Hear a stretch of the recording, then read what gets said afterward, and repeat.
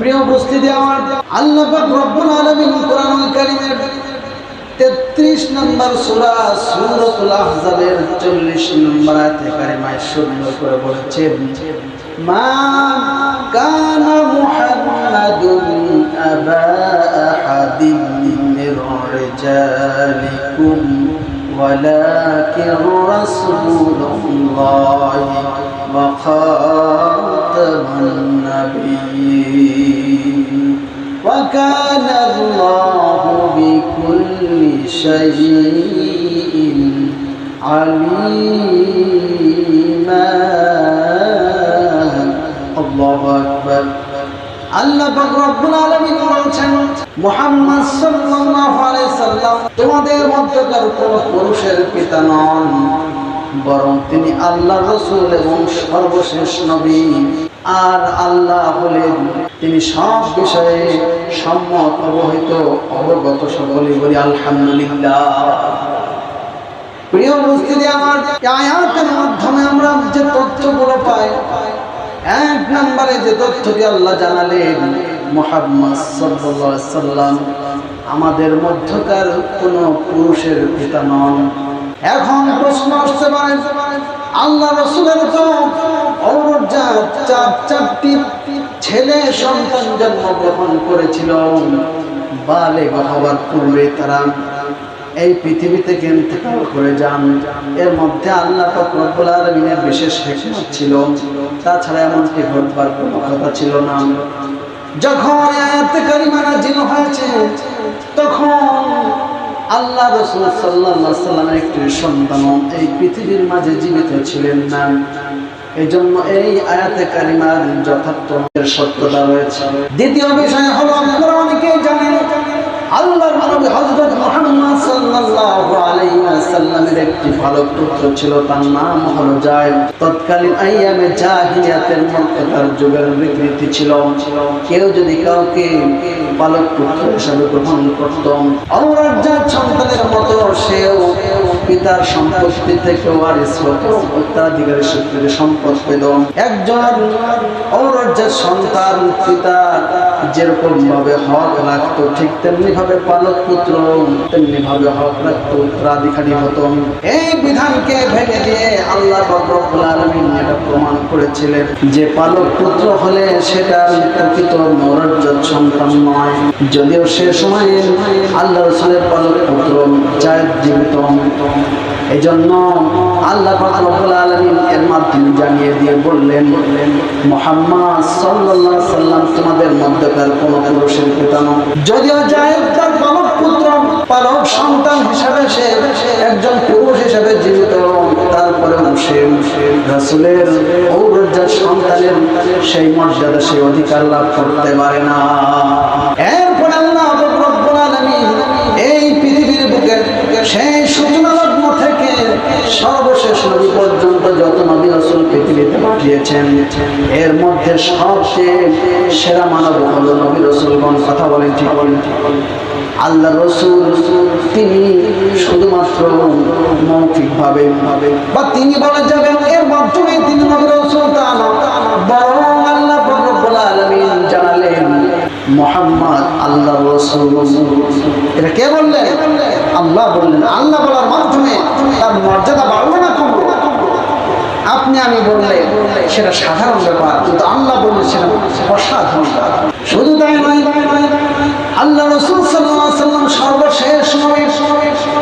এই কথা বলার অর্থ হলো আল্লাহ রাসূল নবুয়তের সিলসিলাকে পূর্ণাঙ্গ করেছেন। আর পূর্ণাঙ্গ জিনিস যার মাধ্যমে হয়, যে পরিপূর্ণ করে তার মর্যাদা বেড়ে যায়।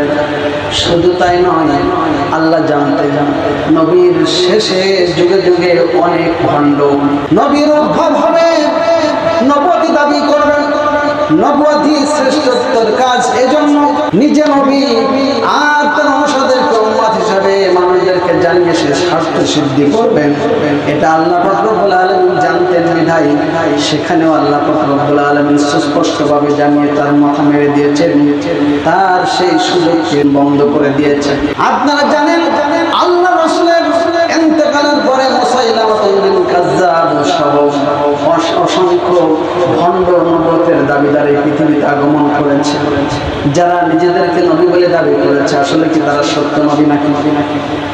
তারা কখনোই সত্য নবী হতে পারে না, কারণ আল্লাহ রব্বুল আলামিন তাদের বহু পূর্বে মহাগ্রন্থ আল কোরআনুল কারীম নাযিল করে জানিয়ে দিলেন মুহাম্মদ সাল্লাল্লাহু আলাইহি সাল্লাম সর্বশেষ নবী।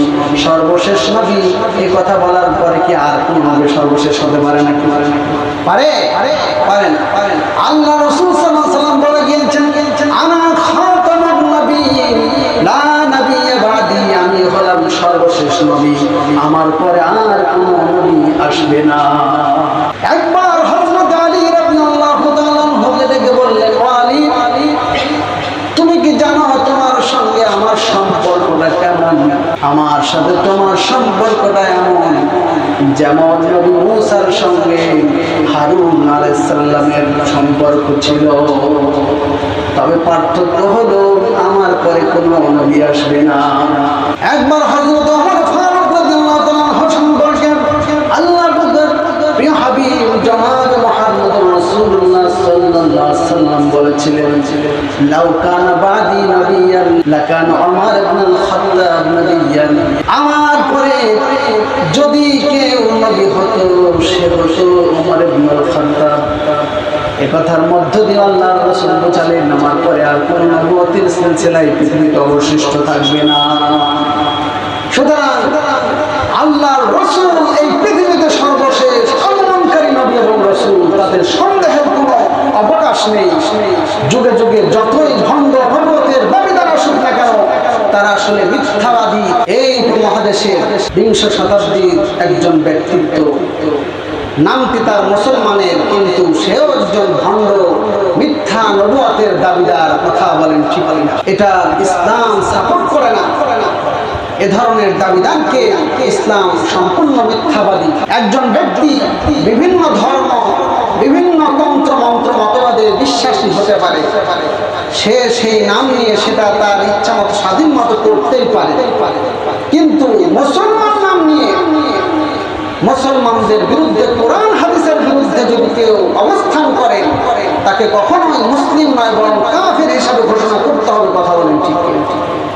আজকে যেখানে কোরআন বলছে সর্বশেষ নবী মুহাম্মদ সাল্লাল্লাহু আলাইহি ওয়াসাল্লাম, আল্লাহর রাসূল বলছেন আমি সর্বশেষ নবী, আমার পরে আর কোনো নবী আসবে না, এখন যদি কোনো ভণ্ডের আবির্ভাব হয় আর সে যদি দাবি করে বলে যে আমি সর্বশেষ নবী, তাহলে তার এই দাবি শুধু নয়, সে আসলে মুসলিম থাকতে পারে না, কাফের হয়ে যায়। কথা বলে ঠিক? উপমহাদেশের মুসলিম স্কলারগণ, বড় বড় ইসলামী চিন্তাবিদগণ, আলেম ওলামা সিদ্ধান্ত গ্রহণ করেছে। তারা সকলে ঐক্যমতের ভিত্তিতে কথাই দাবি করেছে যে গোলাম আহমদ কাদিয়ানী তারা যতই নিজেদেরকে সুফি দাবি করুক না কেন, যতই লেবাসে পোশাকে কাজে কর্মে তাদের খুবই সৌন্দর্য মণ্ডিত হোক না কেন, তারা যেহেতু সর্বশেষ নবী বলে দাবি করে, সুতরাং তারা মুসলিম নয় বরং তারা কাফের। মুসলিম নাম ধরে মুসলমানের ভিতরে ছদ্মাবরণে মুসলমানদের বিরোধিতা করবে, কোরআন হাদিসের বিরোধিতা করবে, কখনো সত্যি পথের মুসলিম মেনে নিতে পারে না। প্যারা হাজির, এই জন্য আমাদেরকে সচেতন থাকতে হবে, কোনো কাদিয়ানি গুরু যেন আমাদেরকে বিভ্রান্তি করতে না পারে, সুন্দর সুন্দর কথার মাধ্যমে আমাদেরকে কোরআন হাদিস থেকে বিচ্যুতি ঘটাতে না পারে। আল্লাহ যেন তৌফিক দান করেন। সকলে বলি আল্লাহুম্মা আমিন। দুঃখজনক হলো সত্য, যুগে যুগে বিভিন্ন সরকার পরিবর্তন হয়, আমাদের দেশেও তার ব্যতিক্রম নয়, কিন্তু স্বার্থ সিদ্ধির জন্য কিছু লোককে নিজেদের পক্ষে টানবার জন্য, তাদের মতামতকে নিজেদের ব্যক্তি স্বার্থে, দলীয় স্বার্থে ব্যবহার করার জন্য তাদের বিরুদ্ধে অবস্থান না নিয়ে আলেম আমাদের ঐক্যের সিদ্ধান্ত হিসাবে গ্রহণ না করে বরং তাদের সেই বিষয়টাকে দিয়ে রেখে তাদের স্বার্থ সিদ্ধি করে, যেটা কোনোভাবেই কাম্য নয়। কথা বলেন ঠিক কিনা?